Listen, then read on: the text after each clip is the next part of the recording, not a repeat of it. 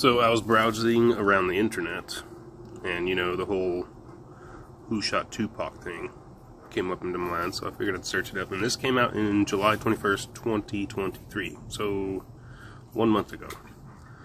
I know this is a big theory and all that. It goes through, you know, Tupac's life, what he did. He was raised by a single mother, you know, moved from place to place, and then he really liked Oakland, claimed Oakland, even though he didn't live there. As you can see right there, I give all my love to Oakland. If I'm a claim somewhere, I'm a claim Oakland, even if I don't live there. He said that in a 1993 interview, talking about all of his 11 platinum albums. Talks about all the claims that have been made that Tupac's still alive and everything else.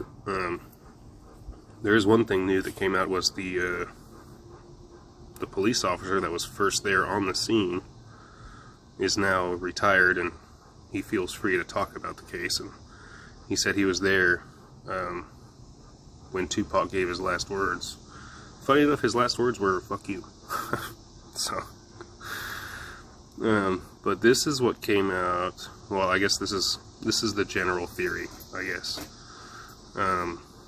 Davis describes himself. Davis was the person that sat in the front seat of the car that drove by and shot at Tupac and Knight.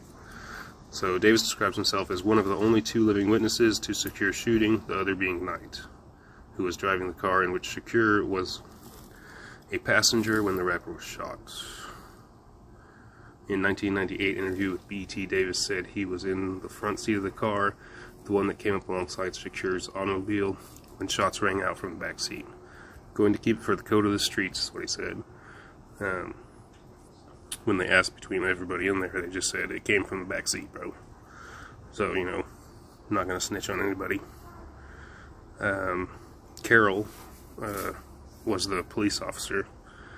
He said, you know, I don't think anybody saw this coming. It's been 27 years. I think anybody had given up hope on any type of prosecution, and this, you know, kind of changes the game and opened things up.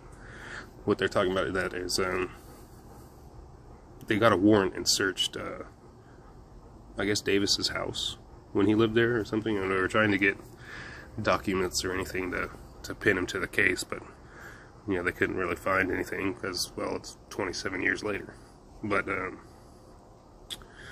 I guess Tupac, Knight, and somebody else were hassling Davis before they went into the casino 3 hours before, you know, he was shot. So they're thinking he came back with vengeance, you know, because that's what you do when you're in the gang business, I guess.